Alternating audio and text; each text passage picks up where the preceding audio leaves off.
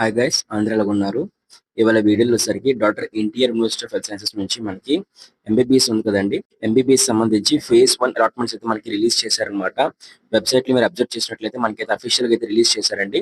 So ఇక్కడ మీరు website కి అయితే రండి. వచ్చిన తర్వాత ఇక్కడ మీరు చూస్తారు కదా, ఎందుకు వెళ్ళినట్లయితే ఫేజ్ 1 అలాట్మెంట్ అని చెప్పేసి కాలేజ్ అలాట్మెంట్ క్లిక్ అయితే చేయండి.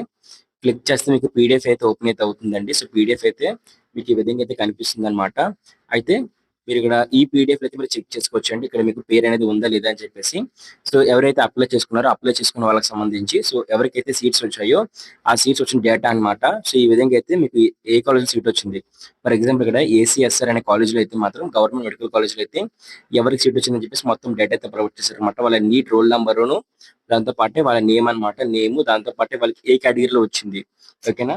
సో ఇక్కడ ఎంబీబీఎస్ సంబంధించి ఏ కేటగిరీలో వచ్చిందని చెప్పేసి, ఓసీ కేటగిరీలో వచ్చిందా, బీసీడీ కేటగిరీలో వచ్చిందా, అందులో కూడా జనరల్ లో వచ్చిందా, ఫీమేల్ లో వచ్చిందని చెప్పేసి చెప్పడం జరిగింది అనమాట. ఈ విధంగా అయితే మాత్రం ఇవ్వడం జరిగిందండి. సో చెక్ చేసుకోండి. ఇక్కడ పైన కనిపిస్తున్న సెర్చ్ అనే బటన్ ఉంది కదా. సో పీడిఎఫ్ అయితే మీకు టెలిగ్రామ్ లో అయితే పోస్ట్ చేస్తాను. ఈ పీడిఎఫ్ అయితే మాత్రం టెలిగ్రామ్ లో మీకు దొరుకుతుంది. పీడిఎఫ్ అయితే మాత్రం డౌన్లోడ్ చేసుకోవచ్చు. సో ఇక్కడ మీరు సెర్చ్ మీద క్లిక్ చేసుకొని మీ నేమ్ అయితే ఎంటర్ చేసినట్లయితే సో మీకు సీట్ వచ్చింది రాలేదని చెప్పేసి ఈజీగా తెలిసిపోతుంది. ఓకేనా. సో ఈ విధంగా అయితే ఉంటుంది అనమాట. చెక్ చేసుకోవడం అయితే మాత్రం సో ఎవరికైతే సీట్ వచ్చిందో వాళ్ళకి సంబంధించి మనకి సెల్ఫ్ రిపోర్టింగ్ అనమాట. అంటే మీరు ఫిజికల్ గా కాలేజ్ కి అయితే వెళ్ళాలి. ఫిజికల్ గా కాలేజ్ కి అయితే వెళ్ళి మీరు రిపోర్టింగ్ అయితే చేయాలన్నమాట. సో ఫిజికల్ గా మీరు కాలేజ్ కి రిపోర్టింగ్ చేయడానికి టైం వచ్చేసరికి ఇక్కడ ప్రొవైడ్ చేశారు. ఓకేనా. మీరు 29th ఈవినింగ్ 4 PM కల్లా కూడా మీరు అయితే వెళ్ళి రిపోర్టింగ్ అయితే చేయాలన్నమాట. సో ఇది ప్రాసెస్ అండి. దాంతో పాటు మనకి అడ్మిషన్ సంబంధించి మనకి ఇంపార్టెంట్ నోట్స్ కూడా మనకి ప్రొవైడ్ చేశారనమాట. క్లిక్ చేసి మీకు చూపిస్తాను. ఓపెన్ చేసి అయితే మాత్రం ఇదండి మనకి ఇంపార్టెంట్ నోటీస్ అయితే మాత్రం. ఇక్కడ మనకి ఎంబీబీఎస్ ఇంకా బీటీఎస్ సంబంధించి ఏదైతే ఉందో సో అది ఇదనమాట నోటీస్ అయితే మాత్రం.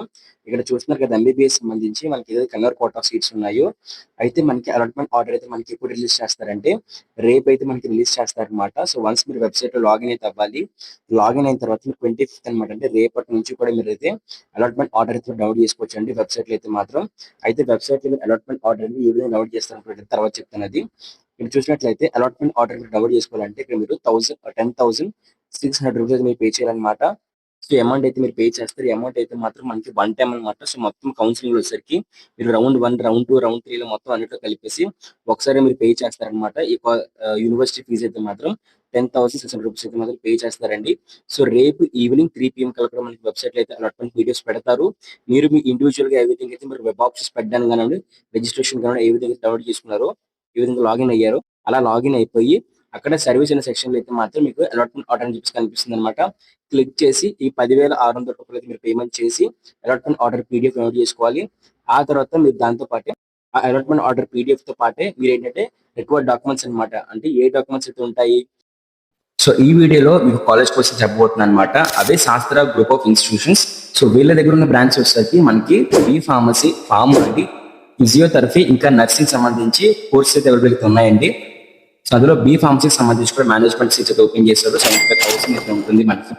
మరి ఈ 75 లోనే మనకి hostel facility, college fees, mess facility అన్ని ప్రొవైడ్ చేస్తున్నారు అనమాట. సో ఆ కాలేజెస్ లో Sastra college of pharmaceutical education and research centre, Sastra physiotherapy college, Sastra college of pharmaceutical sciences for women అయితే ఉమెన్స్ కి బెస్ట్ కాలేజ్ అనమాట. అది ఏపీలోనే ప్లేస్మెంట్స్ వైజ్ కానివ్వండి, అలాగే ట్రైనింగ్ వైజ్ కానివ్వండి, బి ఫార్మసీకి బెస్ట్ ఆప్షన్ అనమాట ఉమెన్ కి అయితే. అండ్ శాస్త్ర నర్సింగ్ కాలేజ్ అయితే ఎస్పెషల్లీ ఉమెన్ కోసం అయితే అవైలబుల్ ఉన్నాయండి.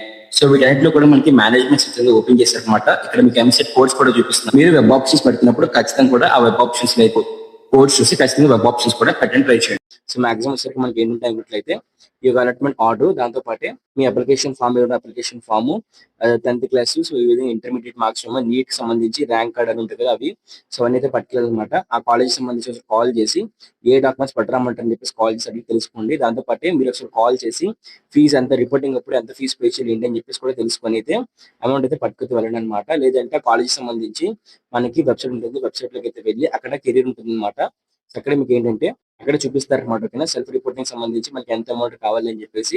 సో వీలైతే అసలు కాల్ చేయండి, కాల్ చేసి కనుక్కోండి. సో రిపోర్టింగ్ కి ఏ డాక్యుమెంట్స్ పట్టు రావాలి ఏంటి అని చెప్పేసి కనుక్కోండి అనమాట. సో ఇది ప్రస్తుతానికి అప్డేట్ అయితే మాత్రం.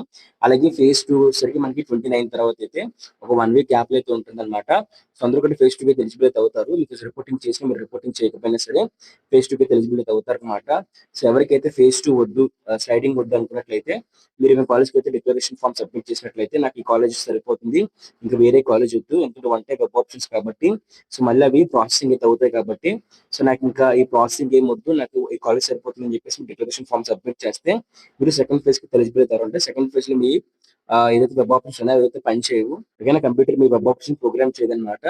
బట్ ఏంటంటే మీరు ఆ డిక్లరేషన్ ఫామ్ ఇవ్వకపోతే మాత్రం సెకండ్ ఫేజ్ లో మళ్ళీ మీకు సీట్ వచ్చే అవకాశం అయితే ఉంటుంది, ఇంటర్నల్ స్లైడింగ్ అయ్యే అవకాశం కూడా ఉంటుంది అనమాట. గుర్తుపెట్టుకోండి. సో ఎవరికైతే సీట్ రాలేదో వాళ్ళకి ఏం చేయాల్సిన అవసరం అయితే లేదనమాట. సో మీరు ప్రీవియస్ గా పెట్టిన వెబ్ ఆప్షన్స్ బేస్ చేసుకుని అయితే మాత్రం మళ్ళీ మీకు సీట్ డెవలప్మెంట్ అయితే జరుగుతుంది అనమాట. సో ఇది మనకి ప్రాసెస్ అయితే మాత్రం అండి. సో డౌట్ ఉంటే ఖచ్చితంగా కామెంట్ చేయండి, రిప్లై చేస్తూ ఉంటాను. దాంతో పాటే సబ్స్క్రైబ్ చేసుకుంటే ఫర్దర్ గా మన అప్డేట్స్ కోసం అయితే మన యూట్యూబ్ ఛానల్ ని అలాగే వీడియో లైక్ చేయండి. లైక్ చేస్తే మనకి మరింత మోటివేషన్ అయితే వస్తుంది.